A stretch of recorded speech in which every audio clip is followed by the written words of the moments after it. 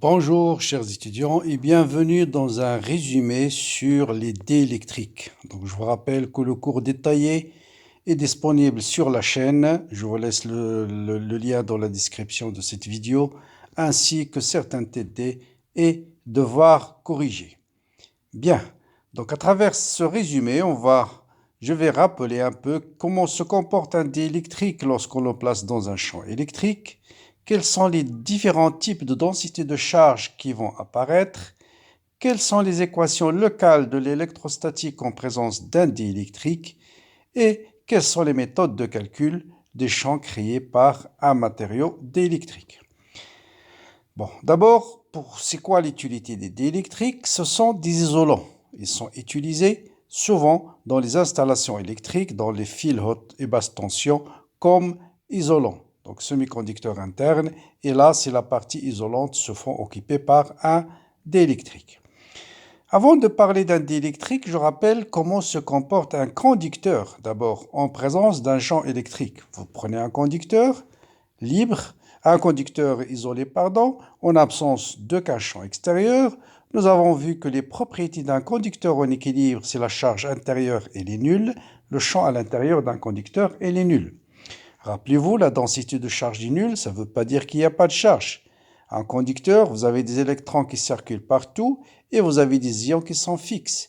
Mais localement, la densité de charge négative est égale à la densité de charge positive et donc la densité de charge, elle est nulle. Si je place un champ extérieur, ou bien si j'applique un champ extérieur à un conducteur, qu'est-ce qui se passe? Un conducteur, il contient des électrons libres. Un électron libre en présence d'un champ électrique va être soumis à la force de Coulomb, donc les électrons vont se déplacer de ce côté-là. Et s'il y a un déplacement ou bien un excès de charge négative d'un côté, obligatoirement, puisque le conducteur il est neutre au départ, il y aura apparition d'excès de charge positive de l'autre.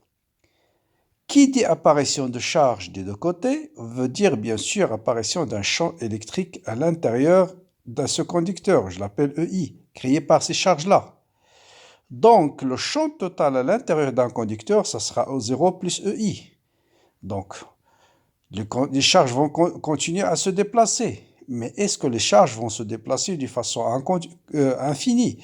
Vous voyez bien, plus les charges se déplacent, plus l'amplitude de ce champ va augmenter. Et à un certain moment, je vais avoir l'amplitude de ce champ créé par ces charges qui sont déplacées sur la surface va être égale au module de champ appliqué extérieur. Et dans ce cas, le champ total va être égal à 0. Et si le champ total est égal à 0, il y aura arrêt de déplacement de charge. Et dans ce cas-là, je vais avoir moins sigma libre, et le champ à l'intérieur, il est nul. Donc on peut parler d'un conducteur qui est polarisé. Vous avez apparition d'un pôle négatif, apparition d'un pôle positif. Et les charges s'arrêtent de se déplacer si le champ à l'intérieur total devient 0, ça veut dire le conducteur devient en équilibre. Qu'est-ce qui se passe maintenant lorsqu'on place un dé électrique dans un champ extérieur? Un dé électrique, bien sûr, ne contient pas de charge libre, donc il n'y aura pas de déplacement de charge. Mais, par exemple, cette expérience-là, si on prend un condensateur, si on met une lame électrique à l'intérieur de ce condensateur, et un condensateur chargé, puis isolé, on introduit un dé électrique, et qu'est-ce qu'on observe? On observe que la capacité de ce condensateur va augmenter. Qui dit capacité augmente veut dire la différence de potentiel, puisque Q est égal à C0 fois V0, lorsque le condensateur est vide. Lorsque je mets la lame électrique, puisque c'est isolé, la charge c'est constante, Q va être C fois V. Et comme la capacité augmente, ça veut dire la différence de potentiel va diminuer. Et donc le champ entre les deux armatures va diminuer. Donc l'introduction d'une lame électrique dans un condensateur isolé fait diminuer le champ extérieur. Vous voyez la différence fondamentale avec un conducteur. Un conducteur, le champ à l'intérieur, il est nul. Là, le champ uniquement a diminué. D'accord? Qui dit champ diminué, donc ça veut dire tout simplement à l'intérieur de ce lame électrique, il y a un champ supplémentaire qui va s'ajouter au champ extérieur appliqué, mais dont l'amplitude n'est pas égale à O0, mais plus petit que O0, puisque le champ total a diminué uniquement. Qui dit apparition d'un champ électrique à l'intérieur du diélectrique, ça veut dire ce champ il va être créé par des charges. Donc, dans ce cas, on dit que le diélectrique il est polarisé. Parce que qui crée un champ électrique, ce sont les charges électriques. Donc, on parle de polarisation de diélectrique.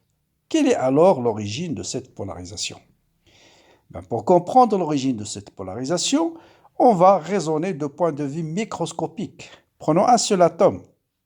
Vous savez qu'un atome, c'est un noyau chargé positivement avec un nuage électronique. Donc, l'électron n'est pas un point ponctuel, mais c'est une fonction d'onde qui tourne autour du noyau.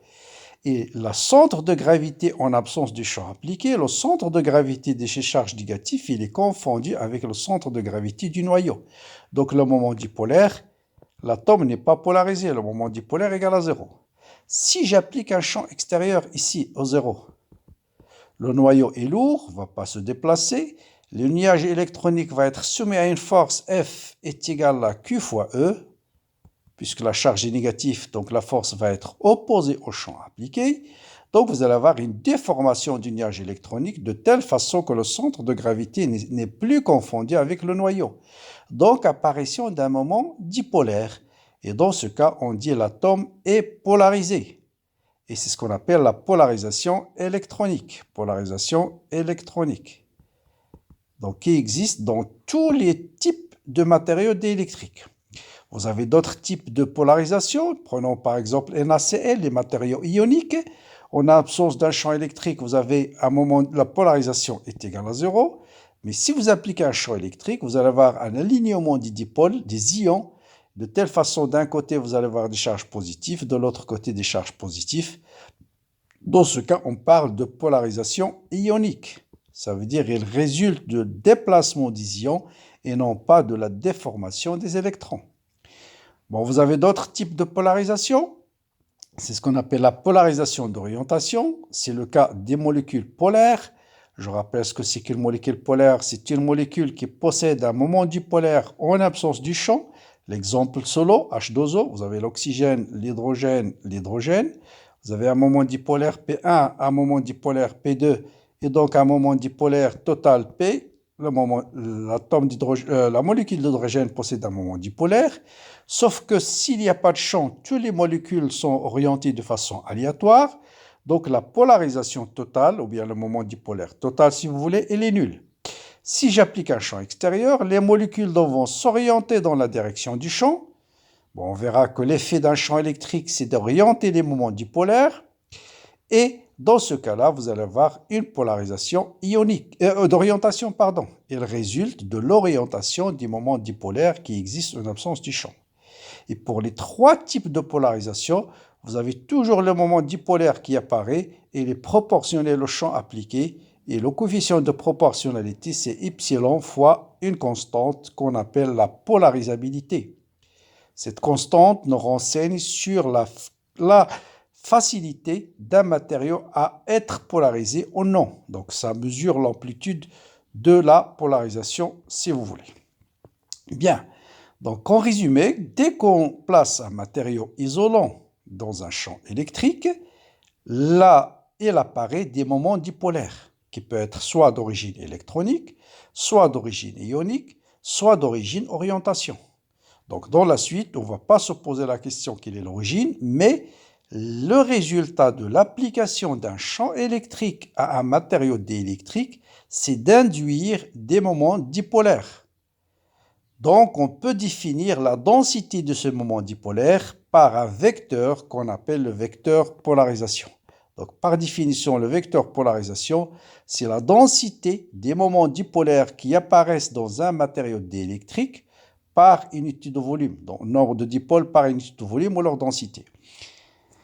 Donc vous voyez bien que l'unité de cette polarisation, le moment dipolaire, c'est la charge fois la longueur, coulomb mètre, divisé par le moment de volume mètre au cube, donc ça vous donne coulomb par mètre carré. Donc vous voyez que cette polarisation a une unité de densité de charge. Et c'est ce qu'on montre, on montre que la polarisation est équivalente à des densités de charge. Si on prend par exemple un diélectrique, un condensateur, on introduit une lame diélectrique Puisque la polarisation est uniforme, ça veut dire le champ appliqué partout, il est le même, donc les atomes vont se déformer de la même manière. Donc moins, c'est juste un modèle. Vous voyez bien qu'en volume, à côté de chaque charge positive, vous avez une charge négative. Et donc localement, la densité de charge volumique, elle est nulle. Par contre, sur la surface, ici, vous allez avoir un excès de charge négatif, ici un excès de charge positif. Donc si la polarisation est uniforme, il apparaît une densité de charge surfacique. Pour calculer cette densité de charge, il suffit de dire que c'est le moment dipolaire total divisé par le volume total. Si on note Q total ici, c'est moins Q polarisation et c'est plus Q polarisation. Donc vous voyez bien que le moment dipolaire, c'est la charge totale divisée par le volume. La polarisation, c'est le moment dipolaire total divisé par le volume. Le moment dipolaire, c'est la charge totale fois la distance L, divisé par le volume, qui est la surface fois la longueur. Et ça donne la charge divisée par la surface. C'est donc une sigma polarisation.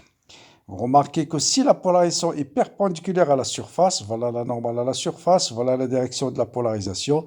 Ici, il n'y a pas de charge. Vous voyez bien que la charge est nulle parce que les déformations se font dans ce sens-là. Donc, vous voyez, si P est perpendiculaire, c'est 0. Si P, j'introduis ici la normale à la surface du diélectrique, si la normale est parallèle à P, donc la polarisation, elle est dans ce sens, vous avez une charge positive. Si la normale, elle est antiparallèle à P, vous avez une charge négative. Donc la formule générale, c'est sigma polarisation, c'est P scalaire N. Donc en résumé, si j'applique une polarisation uniforme, ou bien je polarise de façon uniforme un matériau diélectrique, il apparaît toujours une densité de charge surfacique qui est donnée par sigma est égal à P scalaire N. Je vous rappelle N. Qu'est-ce que c'est que la normale à une surface? C'est un vecteur qui est toujours perpendiculaire à la surface, dirigé de l'intérieur vers l'extérieur. Dirigé de l'intérieur vers l'extérieur.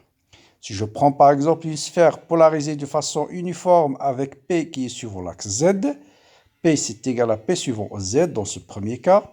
P suivant Z, c'est ce qu'on appelle une polarisation uniforme. La normale c'est suivant ER. Donc vous voyez bien qu'il va apparaître sur la surface de la sphère une densité de charge de polarisation qui est P scalaire la normale à une sphère c'est ER, et K scalaire ER c'est cosinus θ. Donc je rappelle θ égale à 0 ici, θ égale à pi en coordonnées sphériques. Donc cette moitié-là va être chargée positive, cette moitié va être chargée négative. Ici c'est le cas d'une polarisation uniforme. Si par contre vous avez une polarisation qui est radiale, P suivant ER, vous voyez bien, ER, c'est un vecteur qui change de direction. Même si P est égal à une constante, cette polarisation, elle est non uniforme. Mais vous aurez toujours des charges de polarisation qui sont données par P scalaire ER. ER, c'est la normale. Or, P, il est suivant ER. Donc, ER scalaire ER, c'est 1. Donc, les charges de polarisation, c'est plus P. Donc, partout sur la surface, vous allez avoir des charges plus P. Or, le diélectrique, au départ, il était neutre. Il doit y avoir un respect de la loi de conservation de charge. Donc, obligatoirement, on s'attend ici à une densité de charge volumique qui est négative. Donc, si la densité de charge est non uniforme, en plus des charges surfaciques, il faut qu'il apparaisse une densité de charge volumique. Alors que là, c'est une polarisation uniforme. Vous voyez bien que la somme des charges positives est égale à la somme des charges négatives. Pas de problème. Bien. Donc, c'est ce qu'on va voir ici. Si la densité de charge n'est pas uniforme, imaginez vous appliquez un vecteur polarisation qui augmente sur l'axe Z. Ici, c'est une polarisation faible. Au fur et à mesure, la polarisation va augmenter. Ça veut dire que cet atome, il est polarisé, moins plus. Cet atome va être polarisé encore plus. Celle-là va être polarisée encore plus. Et donc, vous voyez bien, cette charge négative, positive, ne sera pas compensée par cette charge négative. Donc, il apparaît une densité de charge volumique qui est moins divergence de P. Bon, voilà une petite démonstration de cette relation-là. Si je prends le cas de la sphère tout à l'heure, du moment qu'il y a une charge positive qui apparaît sur la surface, ça veut dire certainement il y aura une densité de charge négative en volume. J'appelle la charge surfacique Q sortante, qui est par définition l'intégrale de sigma polarisation D de S, et par conservation de charge, la densité de charge volumique Q polarisation doit être égale à moins la charge qui sort à travers la surface. Or, l'intégrale de sigma d de S est égale à moins P scalaire d de S. Je remplace sigma par P scalaire N. Et Q polarisation, par définition, ça sera l'intégrale de repolarisation d d'auto. Et l'intégrale de ρ d d'auto, si divergence de P, l'intégrale de P d de S, par définition, théorème de Green, si divergence de P scalaire d d'auto. Et par analogie, on voit bien que repolarisation, c'est moins divergence de P. Donc, en conclusion, si vous voulez, si j'applique un matériau diélectrique, je lui applique un champ extérieur au zéro, il apparaît un vecteur polarisation qui est par définition le nombre de moments dipolaires par unité de volume. Ce vecteur polarisation peut être décrit soit en termes de densité de charge surfacique, si la polarisation est uniforme, ou bien surfacique plus volumique qui est égal à moins divergence de P. Moins divergence de P. Donc, vous voyez que l'effet d'appliquer un champ électrique fait apparaître tout simplement des densités de charge. Donc, tout ce qui est calcul, c'est déjà fait en électrostatique.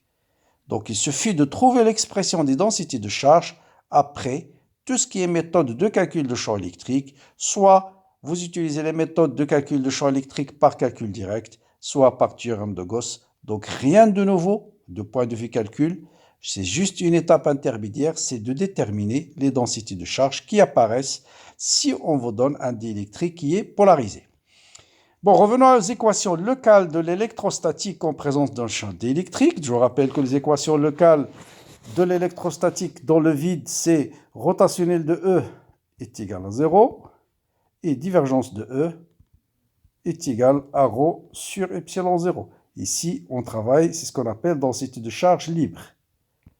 Bien, en présence d'un diélectrique, le théorème de Gauss est toujours vérifié, divergence de E0 sur epsilon 0, sauf que la densité de charge dans ce cas-là, c'est non seulement vous aurez les charges libres, mais vous aurez des charges de polarisation qui vont apparaître.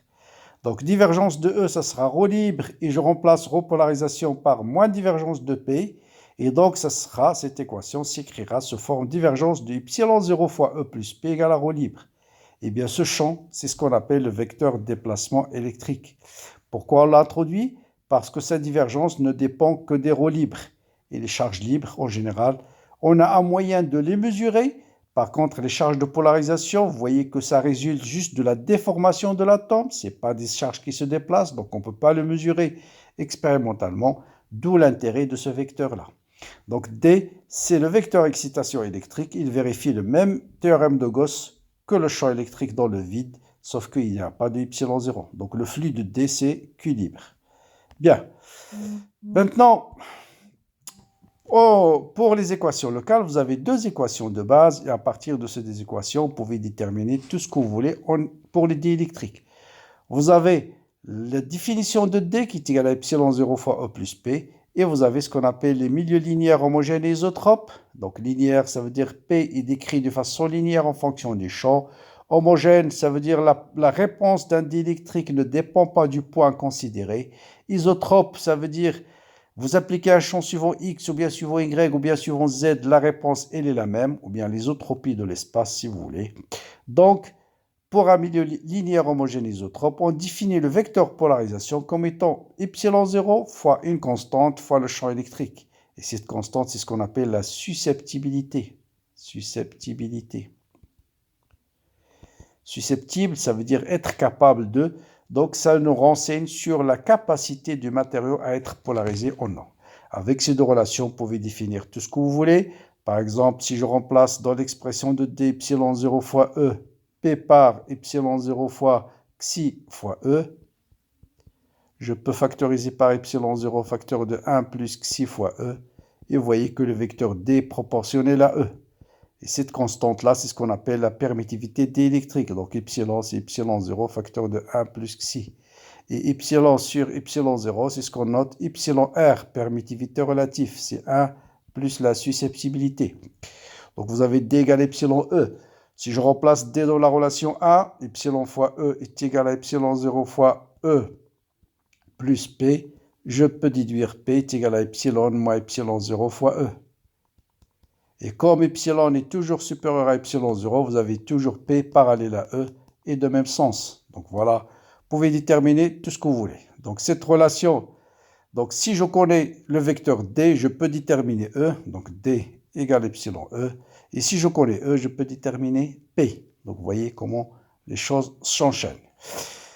Bien, donc voilà une première méthode de calcul le champ électrique créé par un matériau diélectrique, c'est de trouver les charges de polarisation. Une fois que vous avez déterminé les charges de polarisation, vous pouvez calculer directement le champ électrique à partir des charges de polarisation. Mais si la polarisation est uniforme, vous avez une autre façon beaucoup plus simple aussi, c'est de calculer d'abord le potentiel créé par le matériau diélectrique. Vous avez un matériau diélectrique qui est polarisé, ça veut dire dans chaque élément de volume, vous avez un moment dipolaire D de P. Or, on sait que le potentiel créé par un moment dipolaire en un point M, c'est P scalaire R sur 4pi epsilon 0 R3. Donc, si j'intègre sur tout le volume diélectrique, je vais déterminer le potentiel total. Cas particulier important, si P est uniforme. Donc, cette méthode n'est valable que si la polarisation est uniforme. Je peux sortir de l'intégrale et ça vous donne P scalaire R sur 4pi epsilon 0 R 3 fois d d'auto. Or, ce terme, cette intégrale, l'intégrale de R d d'auto sur 4pi epsilon 0 R3, ça vous rappelle l'expression du champ électrique. Avec ρ, donc si j'introduis ρ égale à 1, ça c'est tout simplement l'expression de champ électrique créée par une densité de charge volumique ρ. Donc pour calculer G, on suppose, je dis bien, on suppose que le diélectrique est chargé avec une densité de charge ρ égale à 1, et on détermine cette intégrale J, et connaissant J, on déduit V, on déduit le potentiel V, et si on connaît le potentiel V, on va déduire le champ électrique créé par le diélectrique par moins gradient de V. Bien. En conclusion, pour déterminer le champ créé par un matériau diélectrique polarisé, soit vous le calculez à partir des charges de polarisation, soit, si la polarisation est uniforme, vous déterminez cette intégrale J, créée par des charges fictives ρ égale à 1, ensuite vous calculez le potentiel, et à partir du potentiel, vous déterminez le champ. Voilà un exemple d'application où je vais appliquer dans chaque cas l'une des deux méthodes. Supposons par exemple, vous avez ici un disque ou bien un cylindre polarisé uniformément selon son axe. Voilà le vecteur polarisation. Donc la normale ici est suivant ER, donc pas de charge sur la surface latérale.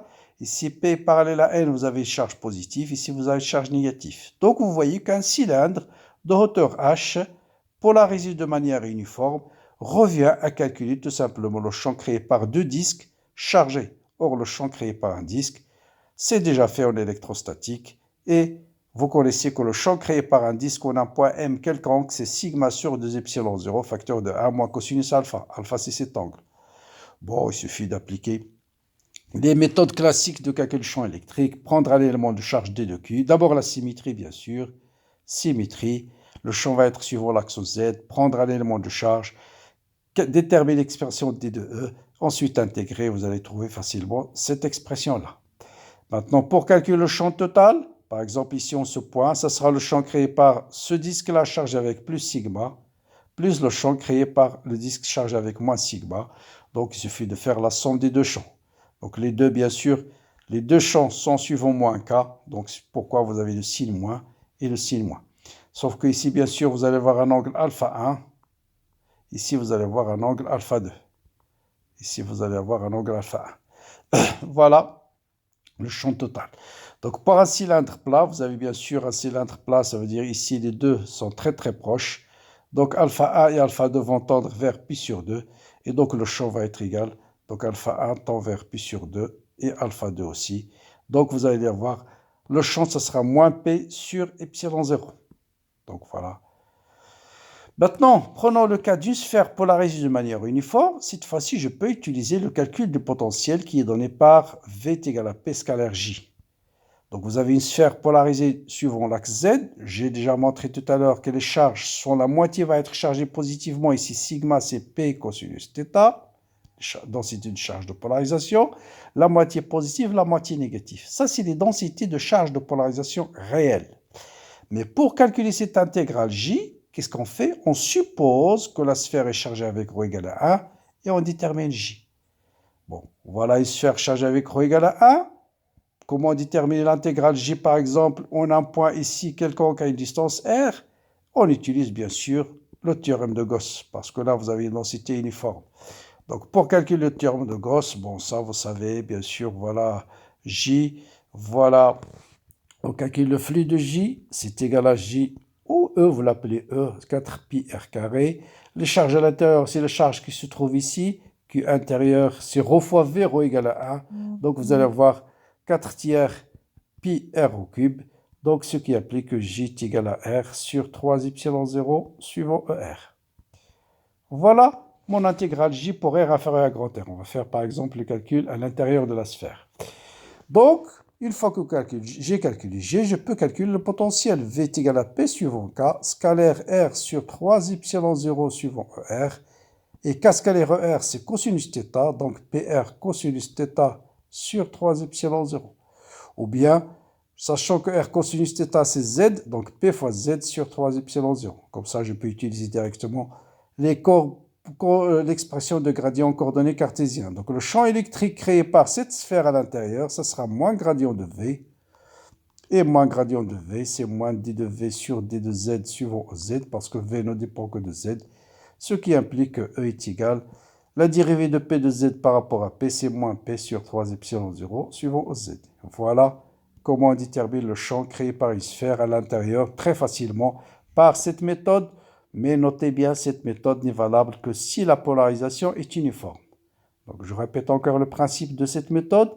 Si la polarisation est uniforme, vous supposez, bien sûr, vous voyez bien, voilà les charges réelles de polarisation, elles sont sur la surface. Mais pour calculer le potentiel créé par ce diélectrique, on suppose qu'il est chargé avec ρ égale à 1, puis on calcule cette intégrale J. Donc, c'est un intermédiaire de calcul.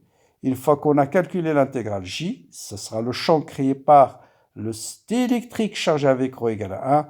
Ensuite, une fois que je détermine J, je détermine le potentiel par P scalaire J. Connaissant le potentiel, je calcule le champ créé par ces vraies charges de polarisation par E égale à moins gradient de V. Voilà, dernier point de ce résumé, c'est de vous rappeler les relations de continuité très utilisées dans les calculs, surtout pour calculer par exemple D ou ce que vous voulez. Donc, quelles sont, je vous rappelle, les relations de passage ou de continuité, c'est des conséquences des équations locales qui sont rotationnelles de E égale à 0 et divergence de D égale à ρ libre. À partir de rotationnel, la forme intégrale, c'est la circulation suivant un contour fermé égal à 0. On choisit ce contour et on montre facilement que E1 tangentiel égale E2 tangentiel. Et si le flux de D égale à Q libre, vous allez avoir une discontinuité de la composante normale. On choisit cette surface-là en tendant H vers 0. Il vous reste juste le flux à travers des surfaces extérieures et intérieures. Et on montre que D2 normal moins D1 normal égale à sigma libre. Donc, si la surface qui sépare deux dés électriques ne contient pas de charge libre, vous avez continuité de la composante tangentielle du champ électrique et continuité de la composante normale de D. Ça veut dire epsilon 1 fois E1 normal égale à epsilon 2 fois E2 normal. Voilà pour le résumé. Enfin, je vous donne un exercice à travailler, dont je vais le corriger très prochainement, où vous allez appliquer l'ensemble de toutes les choses que j'ai rappelées dans cette vidéo-là. Donc, vous avez deux sphères, l'une de rayon RA, l'autre de rayon B. La sphère de rayon A, elle porte la charge plus Q. La sphère de rayon B porte la charge moins Q, si vous voulez un condensateur sphérique. On prend la moitié de ce condensateur, dont le rayon est compris entre A et B, et on le remplit par un diélectrique. Une fois qu'on l'a rempli par un diélectrique, déterminez l'expression du champ total et du vecteur de déplacement en tout point de l'espace. Déterminer les densités de charge de polarisation et les densités de charge libre partout où ils se trouvent. Et bien sûr, vérifier que la somme des charges de polarisation est égale à 0. Donc voilà un très bon exercice qui va vous montrer comment on applique toutes les équations locales que nous avons déjà vues, les relations de passage. Vérifier que la somme des charges de polarisation est égale à 0 et appliquer les équations locales de l'électrostatique en présence d'un diélectrique. Donc voilà pour ce résumé. Bien sûr, tous les détails, je vous laisse le lien dans la description de cette vidéo-là. Bon courage, bonne continuation et à très bientôt.